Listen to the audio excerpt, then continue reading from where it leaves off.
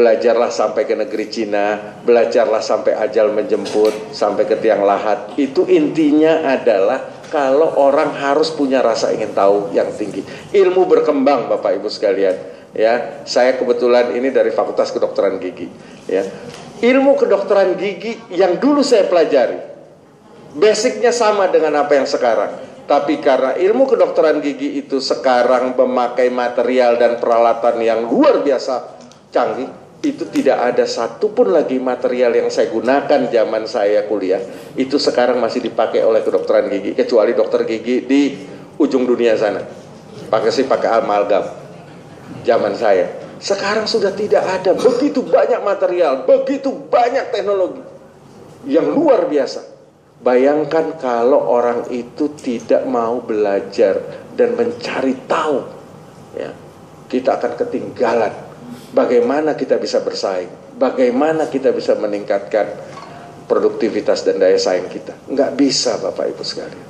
Makanya Pak Rektor, saya mendukung ya semua namanya belajar lagi ke luar negeri, baik dalam title. Nah teman-teman ini sering udahnya gelar S1 cari S2, S2 cari S3, S3 cari profesor.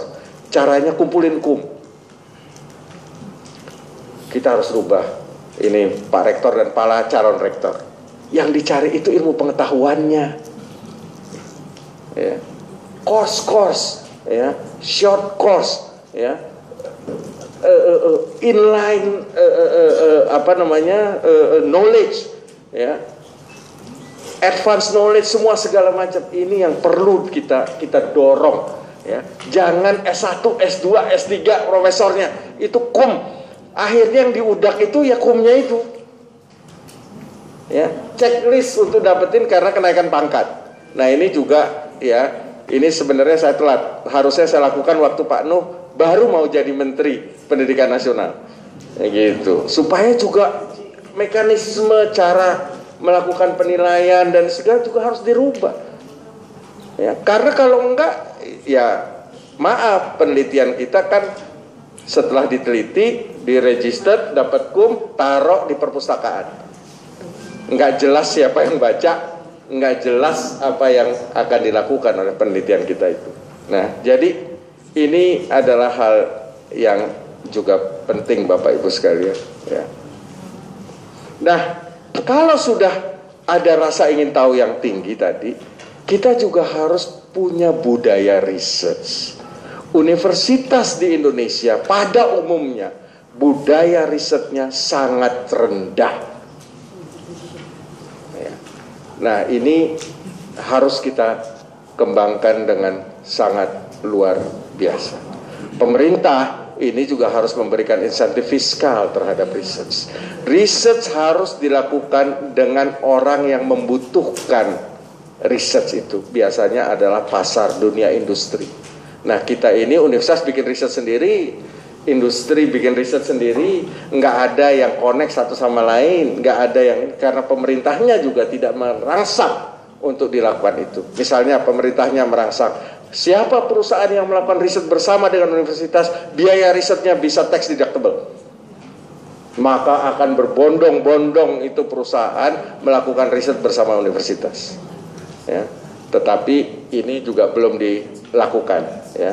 Saya ikut bersalah, tapi salah saya karena waktu saya terlalu singkat, ya.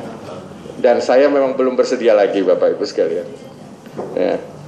Nah ini juga ada aturan tentang haki, ya, tentang bagaimana researcher kita yang melakukan penelitian itu dilindungi. Karena Bapak Ibu sekalian, bayangkan seorang ahli komputer kita tidak mungkin dia menciptakan sesuatu tanpa berdasar penemuan-penemuan yang sudah dilakukan atau diterima oleh para researcher asing khususnya di bidang komputer. Nggak mungkin,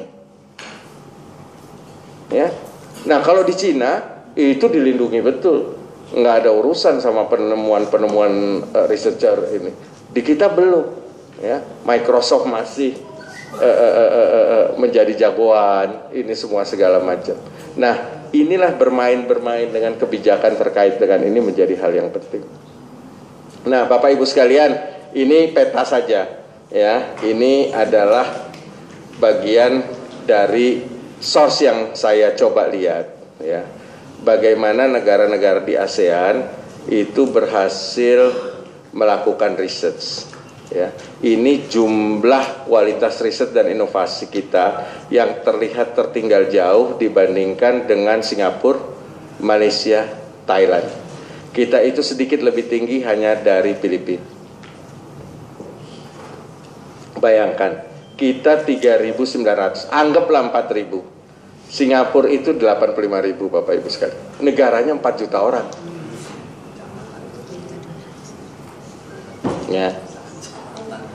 Nah, kalau kita lihat UNER, ini juga masih sangat sedikit. Ini perlu perhatian kita. Ya, jadi ini juga bagian dari hal yang perlu untuk kita kembangkan ke depan ya. Jadi ini hanya foto untuk kita bisa melakukan introspeksi kepada diri kita sendiri. Nah, ini Bapak Ibu sekalian, seringkali ini kemampuan manusia Indonesia ini, tadi dia harus sehat jasmani, rohani dan lain sebagainya, harus punya jiwa inovasi dan harus punya kemampuan eksekusi Bapak Ibu sekalian. Saya mesti menyayangkan bahwa kemampuan eksekusi di Indonesia ini sangat-sangat lemah ya. Bangsa kita terkenal ya sebagai bangsa yang tidak suka bekerja keras. Kenapa? Karena itulah Tuhan sayang sama kita, kita dikasih tanah yang subur, gemah limpah roh jinawi, sehingga fighting spirit orang Indonesia itu kurang, sehingga kita kurang mau bekerja keras. Makanya ekonomi kita, mohon maaf, kalau mayoritasnya dikuasai oleh saudara-saudara kita dari suku Tionghoa, yang memang terdidik untuk bekerja lebih keras daripada suku-suku lain di Indonesia. Ini adalah sebuah keniscayaan. Jadi jangan ribut. Kita ribut, ini negara tidak adil, begini-begini. Coba lihat kerja kerasnya. Memang suku-suku kita tidak dididik untuk itu ya. Coba disiplin. Kita sangat lemah. Ya. Gampang menyerah. Ya. Kalau hasil akhir ya udahlah, udah begini, kita udah gini, udahlah gitu. Apalagi gitu. Kita kan hidup cuma sebentar. Ya. Ini saya mencerminkan potret kita nih. Sangat tidak detail Bapak Ibu sekalian. Coba deh kita mengaca pada diri kita sendiri, lihat sekeliling kita. Sangat tidak detail. Dan jarang yang mempunyai sifat perfeksionis. Perfeksionis malah dianggap aneh. Lu perfeksionis lu gitu ya, bikin aneh. Pak SBY salah satu pemimpin yang perfeksionis. Jangankan orang luar, menteri kabinetnya pun itu sering mencela Pak SBY karena terlalu perfeksionis. Gitu. Ini saya bicara apa adanya. Karena perfeksionis masih dianggap sebagai keanehan di negeri ini. Ya. Jadi Bapak Ibu sekalian, ini hal yang penting. Nah, ini juga contoh Bapak Ibu sekalian ya. Bagaimana hubungan antara ya akademisi, birokrat, bisnis dan government. Ya. Di Cina itu Bapak Ibu sekalian, ini gambar yang tengah ini adalah contoh di Cina. Ada university dan research center. Ya. Lalu di tengah ada lembaga yang dibuat oleh pemerintah Cina yang namanya Collaborative Innovation Center, yang menjembatani antara research yang dilakukan oleh university dan research center dengan industri. Karena biasanya kalau university langsung ke industri ini susah ketemu. Karena university dengan idealismenya, industri dengan pragmatismenya, susah ketemu. Makanya diperlukan mediator yang bisa menjembatani antara pragmatisme dan idealisme itu.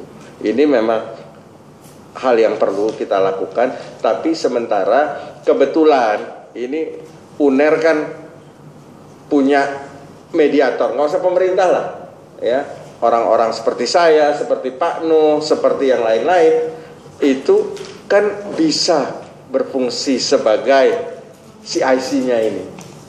Kalau nunggu pemerintahnya susah Bapak Ibu sekalian, kita jangan tunggulah, ya, kita lakukan saja. Nah, ini adalah bagian yang penting. Nah, ini kemarin saya sudah sampaikan pada pidato pembukaan saya tentang entrepreneurship, ya, bagaimana membaca, menangkap, dan menciptakan peluang. Saya nggak akan ulang lagi, ya. Bagaimana harus cepat mengambil keputusan. Saya katakan itu kalau pengusaha pasti dia harus mengambil keputusan karena dia selalu berada dalam ambigu, ya. Harus selalu mengambil keputusan, cari solusi dan bukan masalah.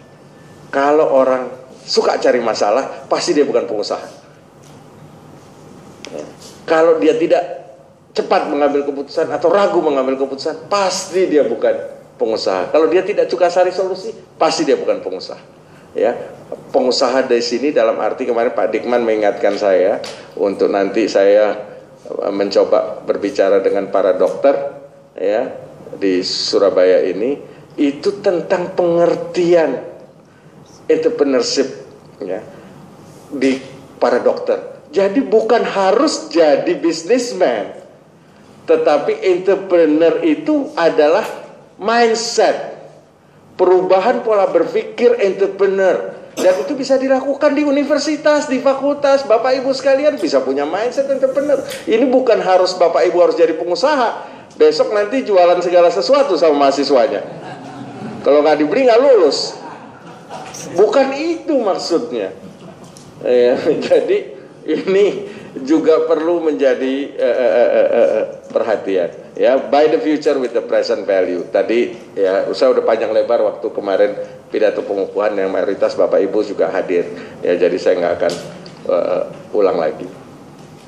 Nah, Bapak Ibu sekalian, ini adalah contoh, ya, bahwa Apple itu berasal dari generasi rumah, menjadi perusahaan teknologi ternama di dunia dengan market cap terbesar di dunia sekarang. Ya, perusahaan paling besar di dunia itu namanya Apple, Bapak Ibu sekalian. Tadinya Walmart itu punya kayak Carrefour itu, Bapak Ibu sekalian, punya 3.000 toko lebih di Amerika. Dia itu tadinya paling besar, ya. Diambil alih oleh Apple yang jumlahnya karyawannya kecil sekali dan nggak punya pabrik, ya. Pabriknya itu di subkon, ya. Dia ngambil misalnya Bapak Ibu kalau lihat Apple itu handphone, ya, itu misalnya layarnya dari Samsung, ininya dari mana, ini dari mana, dari mana, dari mana. Yang ngerjain Foxconn, ada satu perusahaan pabrikasi handphone di Cina, ya. Nggak punya pabrik, tapi jadi perusahaan paling besar, market cap-nya paling kaya di dunia. Kenapa? Ya. Nggak perlu, produktivitasnya pasti paling tinggi, pegawainya sedikit, tapi nilai semua besar, kan artinya produktivitas, daya saing dan sebagainya. Ya. Jadi itu karena inovasi dan lain sebagainya. Facebook, ya, kita tahu yang jumlah anggotanya sudah lebih tinggi dari negara terbesar di dunia, ya.